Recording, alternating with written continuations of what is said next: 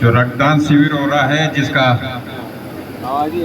Medical department के हमारे doctors जिनका उपयोग करते हैं और जिनके जीवन बचाने का जिनके ऊपर जिम्मा है, उसी विभाग से हमारे मंचा से डॉक्टर साहब, इस मानगढ़ विधानसभा के सभी जनप्रतिनिधिगण और जो विशेष रूप से यहाँ भाग लेकर के रक्तदान कर रहे हैं, रक्तदान करने वाले सभी रक्तवीरों और इनका हौसला अफजाई करने वाले सभी जनप्रतिनिधिगण और यहाँ के नागरिक बंधुओं, पत्रकार बंधुओं, जैसा बताया गया कि ये कुरीतियां जिसको कहते हैं, डॉक्टर साहब अभी कह रहे थे कि आपके यहाँ पे शिक्षा का क्या मतलब, क्या वातावरण है इस टाइम का।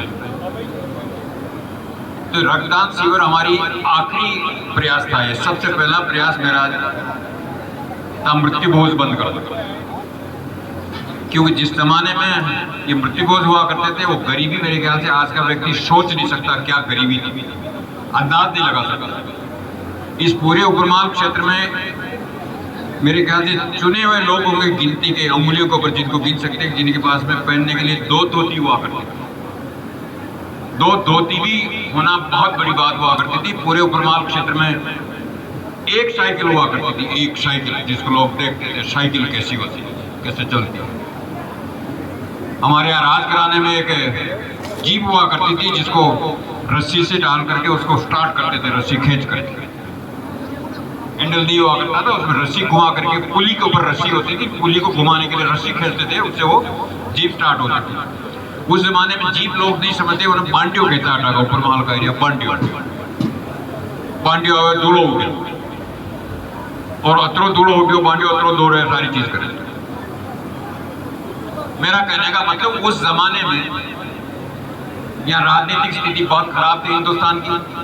अंग्रेज राज करते थे, यहाँ का जितना भी शोषण हो सकता था इस देश का सारा शोषण करके अपनी आर्थिक स्थिति मजबूत करते थे। यहाँ का जो कच्चा माल ले जा करके विदेशों में, आपके यूरोपियन कंट्रीज में वो माल तैयार होकर के वापस यहाँ पे बहुत बड़ी कीमतों के ऊपर यहाँ बेचते थे, जो आम आदमी के परचेजिंग कैपेसिटी नहीं हुआ करता था। मैं बात इसलिए कह रहा हूँ कि आज जो आप जमाना देख रहे हैं, नवियों पर यहाँ पे मंचासीन बैठे हुए जनप्रतिनिधि शायद उस जमाने में सोच नहीं सकते कि ये क्या चीज है, क्या है।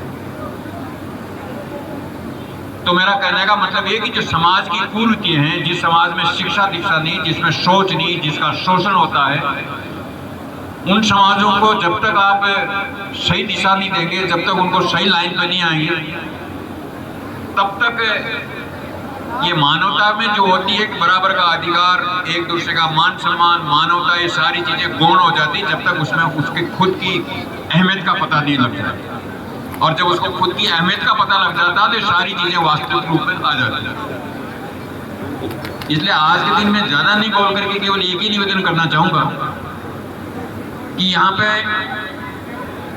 इस उपरमाल क्षेत्र में, मांडलगढ़ में, नीचे खेरार क्षेत्र में, त्रिवेणी लगा करके काचोला तक धाकड़ समाज बाहुल्य संख्या में रहता है, बाहुल्य स्थिति। मांडलगढ़ विधानसभा में ये विधानसभा धाकड़ बाहुल्य विधानसभा, यहाँ पे धाकड़ों की संख्या बहुत ज्यादा है।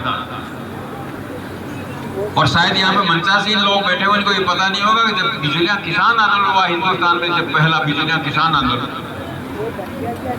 यहाँ के बिजलियां किसान आंदोलन इसलिए हुआ कि इनके ऊपर लागते और टैक्सेस बहुत थे। यहाँ पे राजघराने की ओर से बहुत ज्यादा टैक्सेस थे और उसमें भी धाकड़ जाति का बहुत अहम रोल था, क्योंकि उसमें सबसे बड़ा जो टैक्स था वो चौरी टैक्स था। चौरी टैक्स से केवल धाकड़ जाति की लड़की के लिए लागू हुआ था। धाकड़ जाति की कोई भी लड़की अगर शादी करेगी तो 13 रुपए चौरी टैक्स के रूप में राजघराने में जमा कराना पड़ेगा। और उस जमाने का 13 रुपए का मतलब आज की तारीख में राउंड अबाउट 50 लाख मांगता।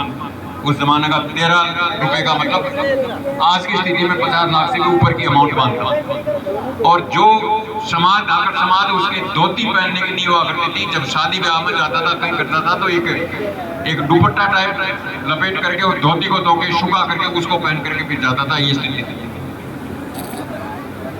दोहड़ी जाती, धोती बीच में से फट जाती है तो उसको दोहड़ी कहते हैं। उसको बीच में से काट करके उसको फिर सिल करके फिर धोती बनाते हैं। उस स्थिति में 13 रुपए जमा कराने की हैसियत धाकड़ समाज की नहीं थी। आंदोलन हुआ, उसको लेकर एक बहुत बड़ा आंदोलन हुआ। आंदोलन तो बहुत लंबा चला है 1885 लगाकर 1947 तक आंदोलन चलाए। हिंदुस्तान का नहीं, संसार का सबसे लंबा और सबसे डिसिप्लिन कोई किसान आंदोलन है संसार में, वो बिजलिया किसान आंदोलन। जब ये स्थिति होती, यहाँ पे हमारे पंच पटेलों ने मीटिंग करी, मीटिंग करके कहा कि लड़कियों की शादी नहीं हो सकती क्योंकि 13 रुपए नहीं मिलती।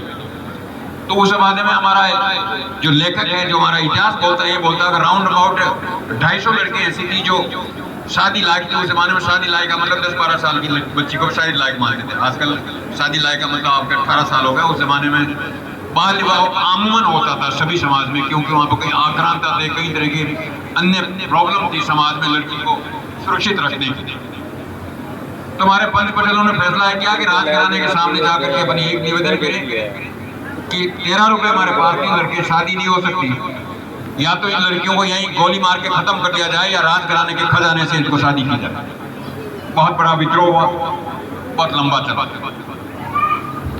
तो कहने का मतलब ये कि वहां पर स्थिति ये थी कि न तो राज में आपका कोई सहयोग था, क्योंकि राजघराने के पास में जो आमद का जरिया था उस जमाने में केवल खेती पे जो आपका टैक्स लगता है, लगान जिसको कहते हैं, मोटे तौर पर उस लगान से पूरा सारा खर्चा वहन होता था राजघराने का या राज दरबार का या मशीनरी का, और बहुत कम अमाउंट आती थी। तो उसमें फिर बाद में दूसरे कई तरह के टैक्स लगते थे, चौड़ी टैक्स, तलवार टैक्स, मुंडो दिखाई टैक्स, ढूंढा टैक्स, इस तरीके से 84 84 टैक्स। इसलिए ये आंदोलन संसार का सबसे शांत वातावरण में, जो विजय सिंह जी पथिक यहाँ पर आए, उन्होंने कहीं अंग्रेज को गोली मार दी थी उत्तर प्रदेश में, उनको छुपने की जगह चाहिए थी। तब यहाँ एक विशाल जंगल था, यहाँ कोई आ नहीं सकता था, चारों तरफ साधन नहीं थे, इसलिए उनको जरूरत थी ऐसी जगह रहना जहाँ पे उनको सरकार पकड़ नहीं सके, और यहाँ के लोगों को आवश्यकता थी ऐसा नेता जो उनका नेतृत्व कर सके। दोनों के आपस की जो तालमेल बैठी, इसलिए उन्होंने यहाँ पे आकर के माणिकलाल जी वर्मा और विजय सिंह जी पथिक ने आंदोलन किया। इसका किस्सा मैं पहले भी बता चुका हूँ और बार बार भी जिक्र करता हूँ। 1985 में जब भारत सरकार की तरफ से मैं अमेरिका भेजा गया था, तो अमेरिका में क्या कि टोक्यो से लगा करके हमारी वहां जाना था आपके सैन फ्रांसिस्को, उसकी फ्लाइट लंबी फ्लाइट है, 9 घंटे की फ्लाइट है, और पूरी प्रशांत महासागर के ऊपर से गुजरती हो फ्लाइट। हिंद महासागर का बहुत कम हिस्सा आता, लेकिन बड़ा मेजर हिस्सा आता प्रशांत महासागर से ऊपर से गुजरती हो फ्लाइट। तो समय बहुत होता था वहां, कहीं प्लेन के अंदर आप बैठे रहते हैं, परेशान हो जाते। पास में, मेरे पास में कोई अमेरिकन हिस्ट्री में पीएचडी कर रहा था। तो हिंदुस्तान और आपके पाकिस्तान, बांग्लादेश, हिंदुस्तान, ये लोग अलग तरह के होते हैं, इनका रंग अलग होता है, चलने चाल ढाल अलग होती है। हिंदुस्तान का आदमी चलने में अलग तरीके से चलता है, कपड़े पहनने का तौर तरीका बाहर का विदेशी आदमी जान जाता है कि हिंदुस्तान का या पाकिस्तान का या बांग्लादेश का होना चाहिए।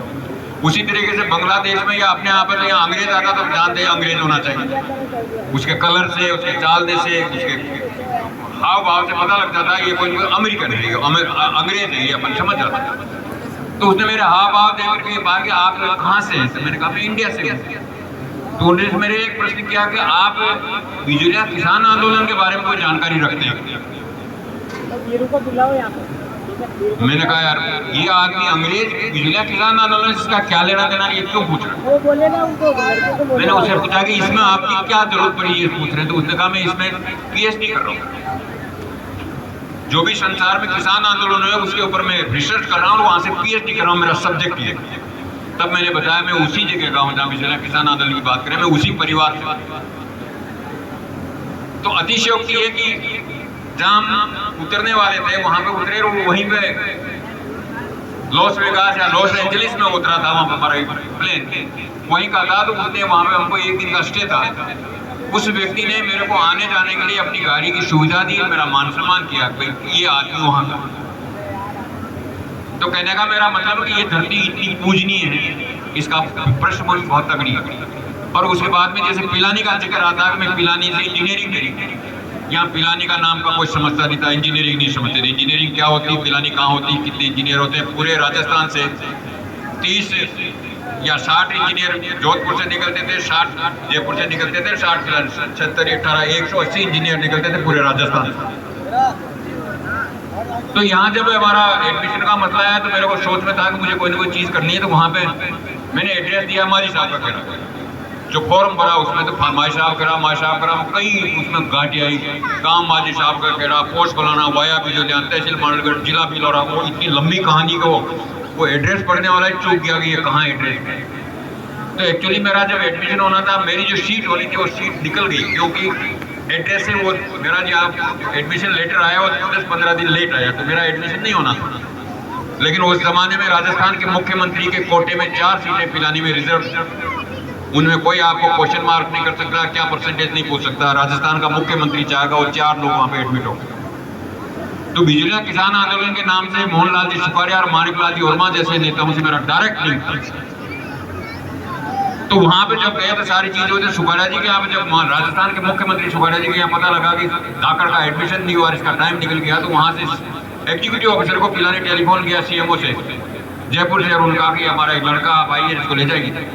पिलानी से सीएमओ गाड़ी लेके आया, उनका जो एग्जीक्यूटिव ऑफिसर होता है वो लेके आया जयपुर से, मुझे गाड़ी पिला करके, मुझे पता नहीं फीस भी उन्होंने जमा कराई, एडमिशन दिला करके